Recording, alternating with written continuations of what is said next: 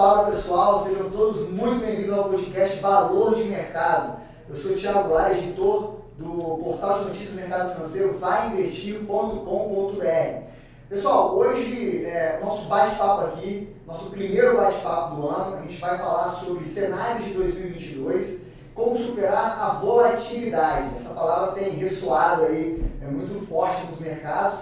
E eu tenho comigo aqui na mesa desse bate-papo que a gente vai fazer aqui, Flávio Matege, sócio especialista da Valor Investimentos, Romero Oliveira, head na mesa de renda variável da Valor, e Breno Bonani, sócio e analista-chefe da VGR Asset. Sejam todos muito bem-vindos nesse bate-papo. A ideia, pessoal, é ser um ping-pong. A gente fazer desse cenário que a gente vai tentar vislumbrar aí para o futuro, olhando um pouquinho, fazendo um flashback de 2021 para não incorrer em alguns erros para o futuro, justamente fazer isso, fazer um bate-papo, jogar aqui um pouco de conversa bacana sobre o mercado, e a gente vai tocar isso aí em duas partes. A ideia é que a gente faça um bate-papo no primeiro tempo, vai ter o nosso segundo tempo com alguns tiratemas aí para falar um pouco de perspectivas de investimentos.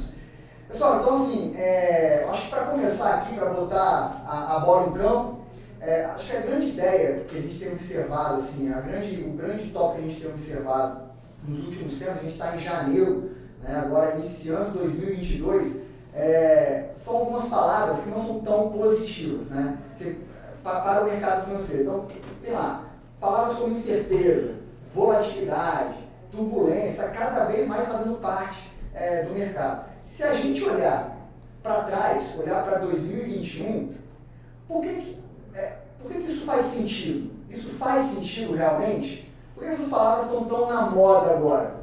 Romero, lança logo para você. Acho que pensando em Brasil, essas palavras nunca saíram de moda, né?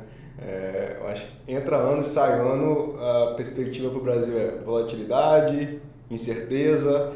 O investidor brasileiro está, de certa forma, acostumado com esse grau de volatilidade, de imprevisibilidade dos preços. Eu acho que isso é muito ruim, né? Você ver seu patrimônio oscilando dessa forma. Mas, historicamente, foi assim. E aí, pensando no ano que vem, provavelmente a gente vai falar a mesma coisa, né?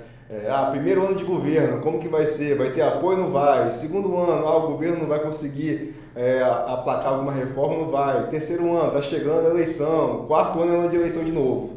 Então, pensando em Brasil, isso aí sempre vai ser parte da nossa realidade. Aí cabe ao investidor, no fim das contas, se adaptar a esse cenário que existe desde 500 anos atrás, eu acho, né? Flávio, assim, passando para você agora, a gente viu que tem alguns tópicos que 2021 está flagrante, né? A gente pegou, por exemplo, inflação aí, quando a gente fala de IPCA e Selic, né? Então vem o Banco Central, existe uma tendência no mundo, né, dessa inflação um pouco mais alta e crescimento de juros também. Como é que você tem percebido esse movimento, principalmente olhando para 2021 também? Os bancos centrais aí, mundo afora, né, vem reduzindo esses estímulos, né, e como você falou, a inflação não foi exclusividade nossa, né, assim, acho até que a gente está mais acostumado com ela do que os outros lá fora, mas com essa redução de estímulo a gente espera uma inflação mais branda aí, né, para os próximos anos, para os próximos períodos, agora, e taxas de juros mais altas também, né, o que deve segurar um pouco até o crescimento aí do Brasil. Não deve crescer, na verdade, não deve ter crescimento já no próximo ano, né? E aí isso, voltando um pouco no tópico que você falou com o Romero, que eu acho que é interessante, sobre volatilidade, é que, na verdade, eu acho que o que está acontecendo é que mais pessoas estão participando do mercado e que não estão acostumadas com a volatilidade, porque ela sempre existiu. Ela sempre existiu e, na verdade, na média, hoje ela é menor do que há 10, 15 anos atrás. Né? Então, se você pegar na média, estatisticamente, a volatilidade hoje é um pouco menor do que antigamente. Só que a gente tem milhares de pessoas que não estavam acostumadas, né, com esse tipo de mercado. Né? E aí, o que explica, né, essa volatilidade aqui, que é muito maior do que lá fora, né, em países mais desenvolvidos? Justamente essa variação dos preços, né? A amplitude dessa variação. Então, os Estados Unidos, por exemplo, com essa redução de estímulos, vai crescer menos. O Brasil não vai crescer, né? Então, a inflação vai sair, sei lá, previsão, né, de 10 para 5, né? Lá é, sei lá, de 5 para, não sei, Romero, tá mais um valor um pouco menor. Então, assim, essa diferença é o que torna o nosso mercado assim, muito mais volátil, né, do que principalmente as grandes economias, né? Então, Óbvio mesmo. Pegando esse gancho, Breno, do que o Flávio e o Romero comentou aqui, fazendo esse flashback, né? Como é que a gente chegou até aqui? Como é que a gente está chegando agora, janeiro de 2022? Faz uma avaliação, um briefing, um overview do ano passado para a gente. O que você colocaria, destacaria para a gente? Então, Thiago, a gente teve um ano bem mais desafiador do que a gente ainda esperava, né? A gente acabou de sair de 2020, foi um ano de pandemia, um ano muito complexo, realmente muito novo, né, para muita gente que não tinha passado, né, por uma crise mais voltada para essa crise de saúde nos últimos 10, 20, 40 anos, e de repente todo mundo se viu preso dentro de casa. Quando chega 2021, todo mundo pensa, bom, já passou aí 12 meses, a gente já tem uma vacina. A tônica era, bom, essa vacinação ela vai começar a ficar mais acelerada, né, a partir lá de meados da metade do ano, do final do primeiro semestre de 2021, e a gente vai ter uma reabertura da economia. E todo mundo falava no carnaval, porra. Todo mundo falava no carnaval, tá próximo aqui, todo mundo junto. Todo mundo junto. E acontece que começou a surgir outras variantes, né? E o fato dessas outras variantes começarem a surgir, principalmente, né, de uma forma até um pouco mais acelerada e às vezes um pouco até mais intensa do que o próprio Covid-19 foi, né? Isso acabou deixando e esfriando o crescimento, acabou esfriando a reabertura e a gente acabou, né, tendo essa performance, tanto em questão de país mesmo, né, um pouco mais aquém do que a gente esperava, porque o que aconteceu no final das contas é que todo mundo contava que fosse ter uma reabertura. De fato a gente teve uma vacinação muito boa, mas em questão de reabertura já não foi lá como todo mundo esperava. A gente viu a atividade econômica voltando ao longo de 2021, a gente viu o índice de varejo voltando, a atividade industrial voltando, e as reformas que são importantes, né? A agenda de reforma em si, tanto no ambiente fiscal, também ficou de lado e começou cada vez mais a gente ver o governo, né, voltado para as eleições de 2022. Então a gente já entra 2022 também, né, com um ano muito mais desafiador do que foi 2021 e tendo, né, que pensar também em novos cenários, novas abordagens, o que a gente, né, vai fazer agora em 2022 para isso também. Tem um ponto aí que você tocou, Breno, que é essa questão da pandemia, óbvio, que não dá para deixar de lado, mas para o mercado, de maneira geral, ele fratura a perna da cadeia global de suprimentos, né? Então, traz para a gente um pouquinho dessa perspectiva. Vou colocar aqui na mesa um pouquinho da cadeia global de suprimentos. Então, por exemplo, você pega algumas empresas do setor automobilístico no Brasil, cara, tendo que repor peça, pegar um determinado dificuldade extrema para ofertar isso para o mercado brasileiro. Como é que essa cadeia global ela funciona e por que ela está tão problemática, digamos? Lógico que entra aí a questão da pandemia, né, como um fator crucial. Claro, a questão da pandemia foi crucial, né? A gente teve uma quebra na cadeia de suprimentos muito por conta da demanda. De repente a gente freou a demanda com muita força, né? E depois que começou a vir a reabertura, a demanda também começou a voltar com mais força ainda. Só que a oferta ainda estava muito limitada, né? A gente tinha muita empresa ainda que estava trabalhando com horário reduzido, que não estava trabalhando ali com a capacidade total, ou quase que ela tem, tinha sido reduzida também de forma bastante considerável. E ainda teve questões das variantes, que volta e meia você se via lá trabalhando, volta e meia tinha que voltar para o home office, né? Ainda tinha ali um período de adaptação, de voltar a ser, né, como era antes, para ter todo o ganho de eficiência que você tinha antes. E as empresas estavam querendo crescer, né, ou ainda estão querendo crescer como nunca. Então, principalmente na parte de semicondutores, acho que foi a parte mais comentada de todas, que semicondutor praticamente sumiu e você tem muitas empresas que dependem disso. O setor automobilístico é um deles, né? Parte voltada para data center, voltada para a parte de inteligência artificial, né? De computação, de nuvem. Tudo isso precisa de semicondutores e ficamos, né, ali à mercê de poucas empresas. São poucas empresas mesmo que tem. Se eu não me engano, é a TSM e a Samsung, né? São duas empresas asiáticas que basicamente dominam mais de 60% do setor. E você tem empresas que necessitam, né, dessa parte de semicondutores, que são milhões de empresas, tem muita empresa mesmo, que precisam basicamente do fornecimento de duas empresas que infelizmente não estão dando conta, né, de fornecer isso tudo para o mercado. Então essa questão da cadeia de suprimentos, eu acho que ela tende a se normalizar lá para o final do ano de 2022. Acho que a gente ainda vai ter, né, principalmente com as variantes ainda aparecendo, a gente tem a Omicron que é mais recente, mas sempre pode aparecer uma nova, a gente ainda não tem toda a questão definida. Essa questão da cadeia de suprimentos provavelmente para ter uma normalizada só lá, né, para o final do ano de 2022. Tem um tópico que eu quero jogar aqui na mesa, que é o seguinte, a gente falou dessa questão da pandemia, óbvio que vai falar por muito mais tempo, mas assim, eu lembro que no início da pandemia, toda pessoa, todo investidor, como uma reação normal a um fato incerto, imprevisto, ele costuma reter o dinheiro. Então você tem alguns problemas ali também de a poupança acaba crescendo, né, e as pessoas gastam muito menos. Como é que isso mexeu no mercado naquela época? Estou tentando só dar um destaque ainda um pouquinho mais para como é que vocês visualizaram isso olhando para 2020 e 2021. Como é que foi isso para o mercado, a reação do mercado face a esse segurar o tranco que está vindo aí com a população geral, por exemplo, com receio do que poderia vir, né, dessas incertezas? Romero?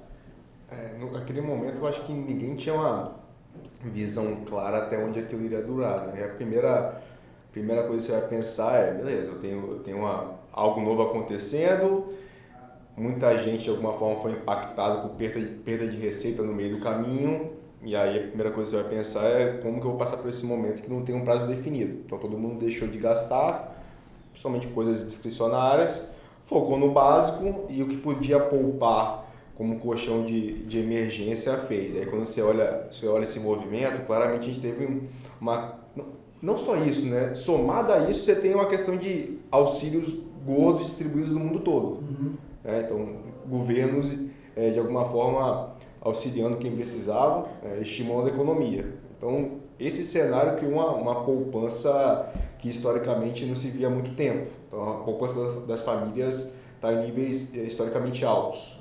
Então, e aí, nesse segundo momento, não só famílias, né, mas empresas também deixam de investir, tomar decisões de investimento de prazos mais longos até conseguir enxergar como que a atividade econômica vai retomar.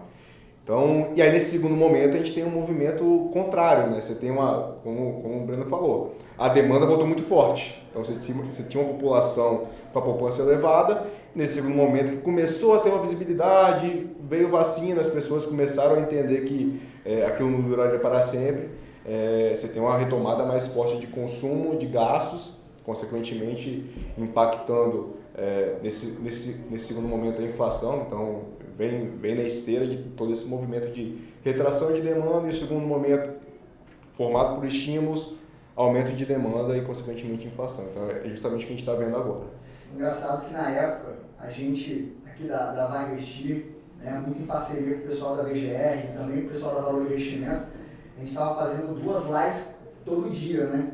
E aí de maneira imperceptível, às vezes acho que as pessoas, elas não...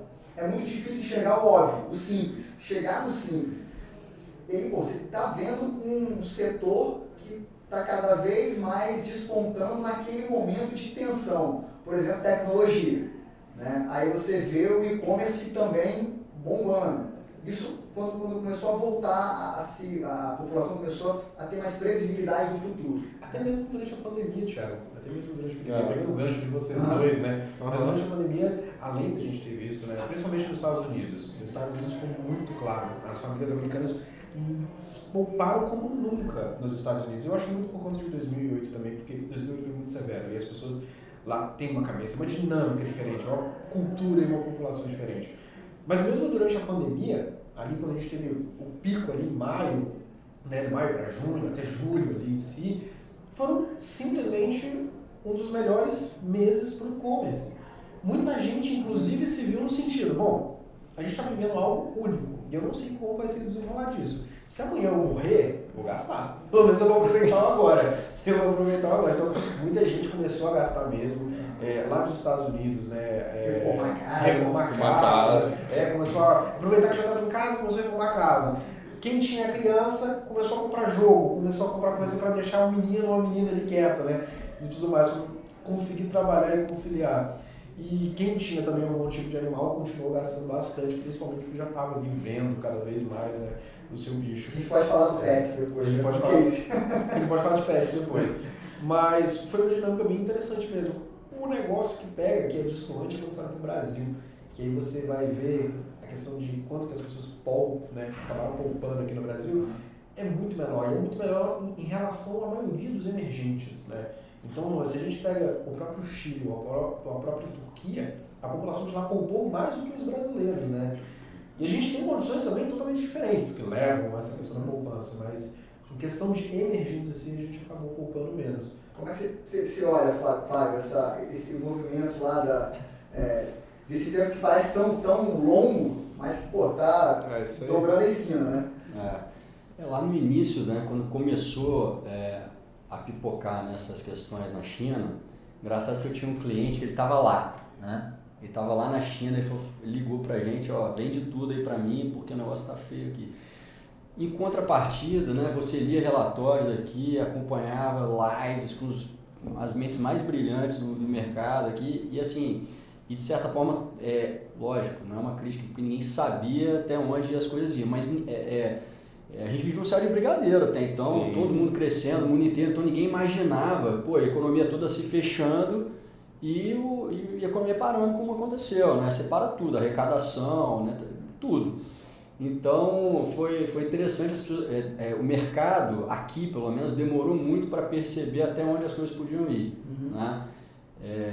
E muita gente até gastou caixa antes, né, dos finalmente, vamos dizer assim, né? No sentido da queda de preço dos ativos, né?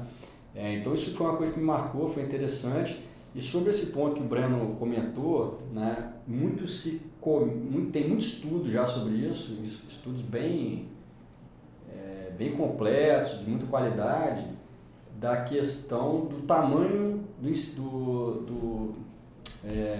da ajuda que o governo deu, né? Então, assim, tudo aponta para que assim, houve um exagero, um excesso, né?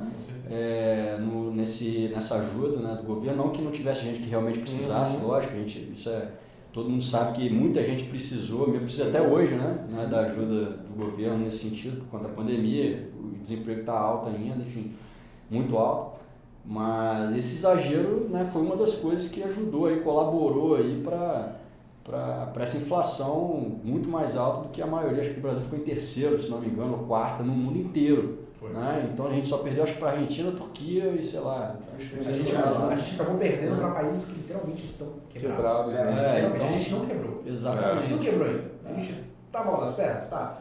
Mas a gente perdeu para países que estão quebrados ou tá na ditadura. O perfil do gasto também mostrou que foi exagerado, né, esse incentivo, porque essa ajuda do governo, o auxílio, em teoria, é para a pessoa, né, se manter ali, pagar as continhas e tal. Não, mas houve o uso desse recurso para coisas que, em teoria, não eram, vamos dizer assim, prioridade, né, básica de consumo, né, de uma família. Então, são questões aí que a gente não sabe até onde foi também o interesse do governo nisso aí, mas... Eu acho que o ponto de inflexão disso que você comentou é o meio do ano de 2021. Porque começa muito ruído político, né? E aí o governo começa a olhar um pouco para a eleição e não a sanidade fiscal que está tendo. Então ali começa uma série de problemas no meio do ano que eu acho que vira um ponto de inflexão e aí a questão fiscal do país ela fica bem mal ajambrada, assim, né? Você que é sócio, botar um outro assunto, você que é sócio, analista-chefe da VGR Asset, comenta um pouquinho pra gente a casa, a gestora VGR. Fala pra gente um pouquinho disso. Então, a gestora, eu entrei em 2017, a gestora já existia antes disso, né? Eu entrei em 2017 como estagiário, né? Fiquei 2 anos como estagiário, tive a honra de poder trabalhar com o Will Castro Alves, né? Que hoje é analista-chefe da Iron Security, para quem não sabe, né? Quem estiver assistindo o podcast depois pode acessar lá, né? E conhecer o cara, mas foi meu mentor durante 2 anos, tem sido meu mentor até hoje, né? Uma relação muito mais de amizade do que realmente profissional com ele, e que me ajudou bastante nessa questão de análise em si, né? Eu tive um background muito grande. E aí a gente foi cada vez mais estruturando a gestora, porque quando eu entrei, a gestora era uma gestora menor, era uma gestora onde tinha o Will ali, né, fazendo parte de clubes de investimento e análise em si, a gente tinha o gestor, né, a gente tem o diretor de risco, e hoje é uma gestora onde a gente já tem um portfólio manager, né, a gente já tem outros gestores, a gente já partiu para fundos exclusivos e fundos de fundos também aqui na casa. Estamos estruturando novos produtos, né, para o ano que vem também. A gente quer ter o nosso FIA, né, a gente quer ter outros fundos também que façam sentido, né, que sejam do nosso escopo, carteiras administradas, mas é uma gestora que a gente tem uma cabeça bem viés fundamentalista, né? Então o racional sempre é muito fundamentalista, filosofia de investimento voltada para investimento em valor, né? Ações que a gente acha que está subavaliadas, que a gente vê que contra os pares ali tem um desconto muito grande, que a tese de investimento favorável, vai ter crescimento, né? Então, por isso que quase a gente, né, tem ali de valor gestora, né, foi por um acaso, mas é o que a gente enxerga mesmo, quando a gente vê valor, né, nos ativos em si.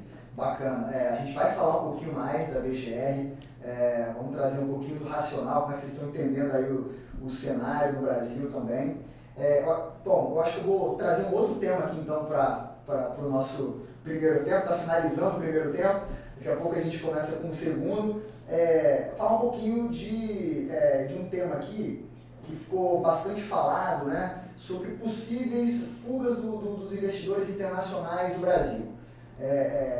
O jornal noticia muito isso, houve uma retirada muito grande da Bolsa Brasileira, por exemplo, aí você vê uma sinalização, né, do tapering, do Fed, né, do Banco Central Americano, por exemplo, retirando um pouco os estímulos monetários. Isso tem impacto também no Brasil. A questão dos juros americanos, a possibilidade de aumentando um pouquinho mais, ficando cada vez mais claro a respeito disso. Aí você tem uma alocação diferente de grandes investidores na Bolsa Brasileira. Faz sentido isso, falar de fuga dos investidores internacionais do Brasil? Como é que vocês observam esse tópico em exclusivo? Eu vejo de 2 pontos. Do ponto de vista do mercado financeiro, aí olhando, puxando para o meu lado de bolsa, né? Quando a gente olha fluxo de bolsa nos últimos meses, claramente a gente tem um movimento de saída de investidor doméstico e institucional e uma entrada muito forte de investidor estrangeiro. Então, o fluxo, pelo menos nesse curto prazo, tem sido, no ano todo, na real, quando você olha o consolidado, o ano de 2021, consolidado foi bastante positivo. Então, a gente pode dizer que os gringos estão comprando o Brasil em alguma medida. Agora, olhando para a economia real, esse cenário que a gente está vendo de furo do teto de gastos, incerteza com o ano de eleição, qual o grau de sustentabilidade da dívida pensando em prazos mais longos, isso realmente, invariavelmente, vai afastar o investidor estrangeiro. Então, acho que esse ponto que no fim das contas é mais preocupante. Porque o investimento de bolsa é investimento de portfólio, então é rápido. Se o investidor gringo quiser tirar o dinheiro, ele faz esse trabalho de retirada de fluxo bem rápido também. Não é um dinheiro que entra com a certeza que vai ficar por muito tempo. Então, do ponto de vista do mercado financeiro, ok, realmente foi um ano bom em termos de fluxo estrangeiro, mas ainda assim, olhando a economia real, realmente fica preocupante. Então, aí faz eu pensar o seguinte, poxa, a Bolsa Brasileira parece, aí não é nenhuma indicação, né? A gente está baseado muito em alguns relatórios que a gente está falando aqui, não é uma indicação, mas assim, nos parece muito, chama a atenção, que a Bolsa Brasileira parece ser no momento exato da gente entrar, né? de investidores entrar, porque está muito barato. É o que tem se falado um pouco e apresentado um pouco o cenário, nesse quadro aí. Dentro desse quadro, Flávio, como é que você tem observado assim, também essa certa avaliação, né, de cenário de bolsa, por exemplo? Estaria mais barata mesmo? Não? Será que é uma oportunidade que está vindo aí? Eu acho que é um conjunto de fatores que, lógico, leva o preço a chegar nos níveis que a gente vê agora, né? O pessoal marca muito o preço do IBOV, né? Uhum. E não os múltiplos de negociação desses ativos, né? Que é o que realmente interessa, né? Então, por exemplo, você falou da VGR, né? Que é fundamentalista nos seus investimentos, usa o Value Investing, né? como método de adotado. Então, quem tem essa visão, olha para a bolsa agora e quer comprar. E compra confortável, né? Não compra preocupado também, né? Porque sabe que está comprando boas empresas, né? Com múltiplos, né? De preço-lucro super atrativos. Obviamente que assim, a economia não crescendo no ano que vem, provavelmente não vai, né? Ela fica rasteira, os resultados das empresas não vão vir bons, tudo indica, né, que não vão vir tão bons, né, nos próximos 2, 3 trimestres do que vieram nesse ano. Mas ainda assim, considerando isso, né, o múltiplo que a gente tem visto aí, assim, são poucas vezes, né, que a gente vê, né, um nível de atratividade de bolsa desse tipo. Infelizmente, né, como a gente falou um pouco antes, um pouco mais cedo, né, a maioria dos investidores novos, né, nesse tipo de mercado se assustam muito com a volatilidade e saem. Isso até ajuda o preço a cair mais também, né, essa pressão de venda. Então, assim, agora quem entende que é um negócio para longo prazo, está comprando empresas, ativos reais, né, como o Breno fala, de fato são reais, né, muita gente não tem dificuldade de enxergar isso, mas é tangível isso, pô, a empresa está ali, ela existe, né? Então, assim, é uma coisa que você está comprando, realmente, né? Compra confortavelmente para esperar 2, 3 anos, se for o caso, e ter um bom resultado aí nos seus investimentos. Não, e não só falando de bolsa, assim, o mercado, para quem quer investir agora, é muito melhor do que um ano atrás, quando a bolsa estava 120 mil pontos, o juro estava 12. Hoje o juro está indo para 11, Exato. Com a bolsa negociando um múltiplo historicamente muito baixo. Então, para onde a gente olha tem oportunidade, né? Não é só na bolsa. Só fazer um disclaimer aqui, que eu não estou fazendo indicação de compra de bolsa. Eu pessoalmente acho que está atrativo, né? Enfim, para mim eu vejo dessa forma, né? Não, e dentro dos de alguns relatórios que a gente tem observado, estão apontando para isso. Não é nada cláusula pétrea, né? A gente vai firmar aqui riscando numa pedra. Porque é isso, né? Não, o desconto ficou muito exagerado, né? Quando o Flávio está comentando em questão do PL, né? Do múltiplo do preço sobre lucro do Ibovespa em si, né? Da composição que tem ali dentro do Ibovespa, o que você tem que fazer, né? Você tem que pegar a média histórica, né? E traçar ali um desvio padrão. Você traça um para cima, 2 para baixo, 2 para cima, e você vai fazer uma comparação. Se ele estiver muito abaixo da média, né? Por intuição, você espera que isso vá retornar para a média em algum momento, né? E quanto mais distante está da média, abaixo de um desvio, abaixo de 2 desvios, mais margem de segurança a gente vai tendo, né? Para entrar em determinados ativos, né? Principalmente quando a gente fala de bolsa, em questão do próprio Ibovespa mesmo, né? Então a gente vai tendo mais margem de segurança a partir que esse distanciamento da média fica muito grande, né? E hoje a gente está falando de um Ibovespa que negocia ali em 7,2, 7,5 vezes lucro para frente, para o próximo ano, que está muito longe da média, que está negociando, a média do Ibovespa é 11,5. E em momentos de bear market, né, momentos de mercado de baixa, a gente pega o histórico do Ibovespa, ele negocia entre 8 a 9 vezes lucro, e a gente está falando de novo, 7,2 a 7,5 vezes, o que dá uma margem de segurança muito maior para pensar, bom, pode ter realmente acontecido um exagero aqui, já precificaram o pior do pior dos cenários, mas tem muita empresa que vai continuar operando, tem muita empresa que vai continuar entregando resultado nos próximos anos. Preparadas, já passaram por um cenário adverso, né? Muitas delas já fizeram o shift para o digital ou estão fazendo, então é isso.